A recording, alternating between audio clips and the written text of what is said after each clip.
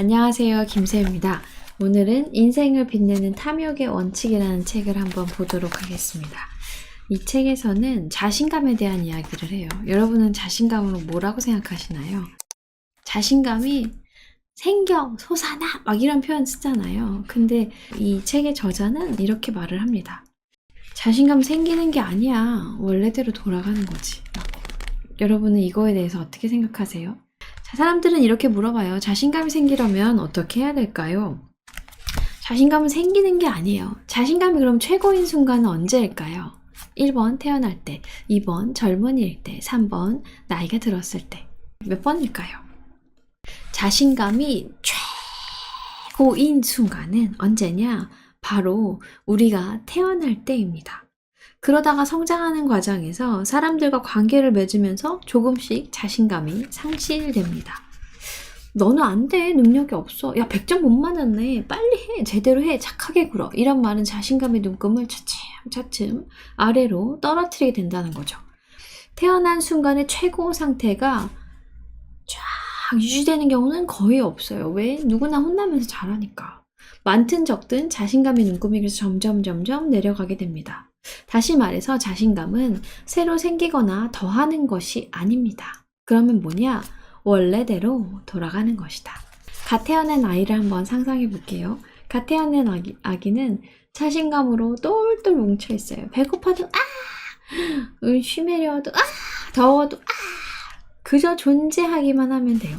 자기 혼자 아무것도 못해서 밥 먹기, 옷 갈아입기, 목욕, 놀이 등 모두 다른 사람의 도움이 필요로 하지만 존재 자체로 최고의 가치가 있죠. 그리고 아이를 살리기 위해서 온 마을 사람들이 희생하는 경우도 있고 막 이렇잖아요. 어린 아이를 보고 와, 신과 닮은 모습이야 라고 생각하는 사람들도 많고 아이들이 막 태어나잖아요. 그럼 많은 사람들이 막 울어요. 저도 우리 아기들 낳았을 때 막 울었어요.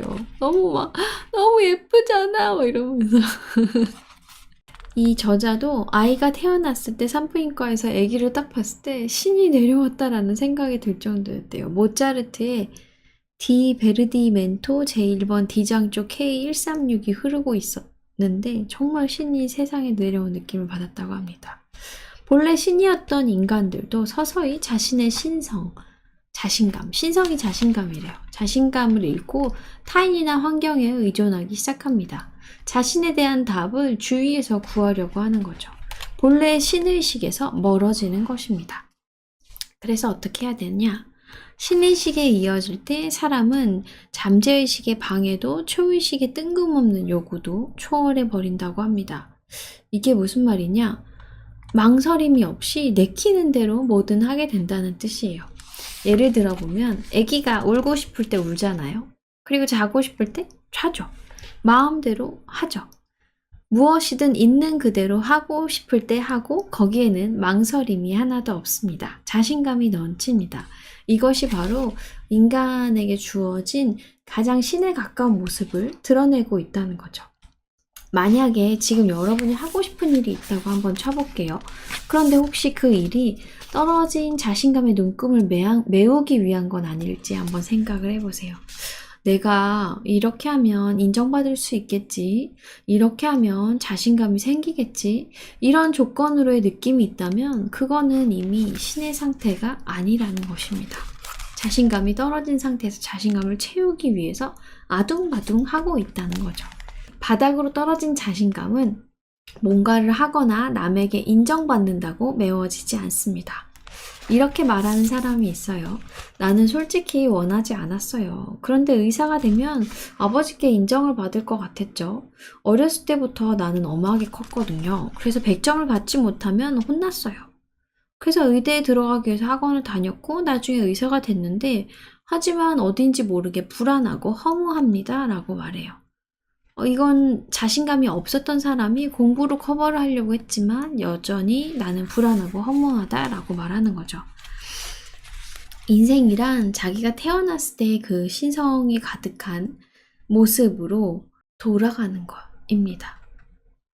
우리가 신의 상태, 되게 태어났을 때 그 순결한 상태에서 사람으로 점점 이렇게 물들어가잖아요. 근데 다시 원래 나의 신성을 회복하는 것. 이것이 인생의 여정이 아닐까라고 저자는 말하고 있습니다. 신은 완전하고 인간은 불안정하다. 그래도 신은 인간이고 인간은 신이다 라고 말하고 있는데, 저는 그냥 이런 책을 보면 인간의 신성, 인간의 신의 모상대로 만들어줬고, 이 신의 모상이 최대화되는 것, 신이 사랑이니까 사랑이 최대화되는 것, 이때가 인간이 가장 아름다울 수 있는 순간이구나, 인간 안에 신성이 드러나는 순간입니다, 이구나 라고 그냥 이해하고 넘어갑니다. 자, 그렇다면 자신의 천명, 하늘이 내린 운명이나 하늘이 내린 사명이 뭔지 생각해 본 적이 있으신가요? 나는 그런 걸 생각해 본 적이 없습니다 라고 하실 수도 있어요. 맞아요. 이거는 사실 우리 모두의 숙제입니다. 그 답은 지금까지 살아온 삶 속에서 찾을 수 있습니다. 어떻게 해야 되느냐? 원래 자신을 떠올리면 된대요. 이 저자의 경우에는 중학교 때 되게 인기가 없는 아이였다고 해요.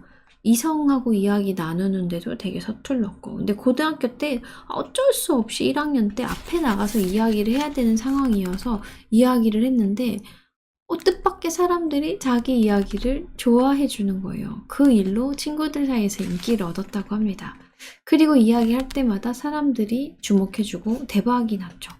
고등학교를 졸업한 뒤에 재수학원에 들어가서 딱 10분 동안 발표라는 시간에 발표를 했을 때도 굉장히 큰 호응을 얻었다고 합니다.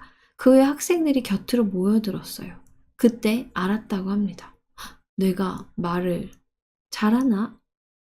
이렇게 잠깐 느낀 적은 있었는데, 그 이후로는 말로 먹고 살게 되었다고 합니다. 세미나 강사 겸 유튜버로 살고 있는데요. 예전에 내가 예감했던 그 일이 바로 현실이 된 거죠. 이것도 당시에는 몰랐던 사실이라고 합니다. 어떤 친구 한 명은 선생님이 너 노래 되게 잘해, 다시 한 번 더 불러봐 라고 했는데 가수가 되어서 활동하게 되었고, 다른 한 친구는 이혼, 건강 악화, 공황장애로 굉장히 힘들어할 때 어릴 적에 할머니가 들려주신 이야기가 떠올랐다고 합니다. 두 개의 이야기였대요. 하나는 뭐냐? 불교의 가르침, 또 하나는 청소의 힘이었다고 하는데, 이 가르침을 미정화라고 이름을 붙였다고 합니다. 그리고 행동이 옮겼어요. 어떻게 했느냐? 첫 번째, 쓸데없는 물건을 점점 없애기 시작했습니다. 그러면서 자신의 원래 모습으로 돌아가 있었죠. 그 후 점점 달라지면서 책도 내고 사랑하는 사람도 만나게 되었다고 합니다.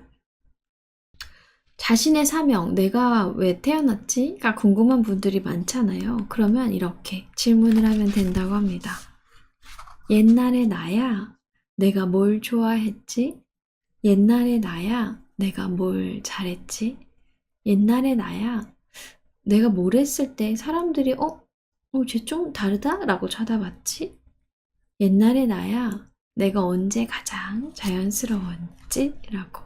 이렇게 생각하다 보면 없는 것을 잘하기 위한 것은 자신감이라고 보기가 어렵잖아요. 내가 원래 잘하는 거, 내가 원래 가지고 있던 신성을 최대화시키는 거, 이게 바로 자신감. 그래서 갓 태어난 아기처럼 자신감으로 똘똘 뭉친 자신감 덩어리로 살아가시기 바랍니다. 이렇게 되면 자기가 좋아하는 걸 하고 자연스럽게 할 수 있는 걸 하니까 행동에 거침이 없고 망설임이 없고 잘할 수밖에 없죠. 맞아요. 그저 존재하기만 하면 된다라는 표현이 있는데 맞아요. 좋습니다. 솔직하게 원하고 꿈을 이루고 점점 더 빛나는 인생으로 나아가는 힘. 네, 세계의 소원 100일의 기적 작가가 적은 책입니다. 인생을 빛내는 탐욕의 원칙. 더 많은 이야기가 미라클 팩토리에 준비되어 있습니다.